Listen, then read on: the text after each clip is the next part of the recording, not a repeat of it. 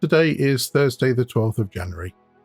This week on Battle Drill Devotionals, we are focusing on Jesus' obedient service to the Father and how following his example will lead to God's approval. Our passage throughout this week has been Matthew chapter 3 and verses 13 to 17, and we turn to it now, this time from the New International Version. The Baptism of Jesus. Then Jesus came from Galilee to the Jordan to be baptized by John. But John tried to deter him, saying, "I need to be baptized by you, and do you come to me?" Jesus replied, "Let it be so now. It is proper for us to do this, to fulfill all righteousness." Then John consented. As soon as Jesus was baptized, he went up out of the water. At that moment heaven was opened, and he saw the Spirit of God descending like a dove and alighting on him.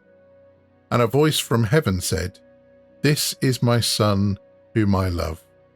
With him I am well pleased." Amen.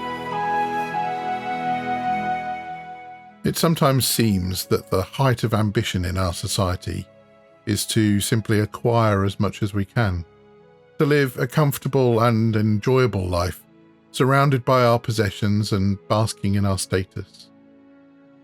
That is not the life that Jesus calls us to. He asks us instead to focus on a life of service and sacrifice to God. He asks us to deny what this world seems to offer us. He asks us to forego pleasure and the consumer goods that the rest of the world values. Jesus teaches us to live simply and generously instead. Jesus came to serve and to give to others. If we're not doing the same, then we're not following Jesus. Our faith compels us to offer our lives to God as living sacrifices and to serve him by serving others. It calls us to live simply and to give generously. Now, perhaps your response might be to say that you don't have enough to be generous. But that's when God calls us to sacrifice the most. Jesus came to the River Jordan with nothing. He began his ministry of living simply and generously with nothing. You see, it's easy to be generous when we have a lot to be generous with. But God calls us to be generous when we don't have enough money, when we don't have much time, and when our energy seems spent. That's radical obedience.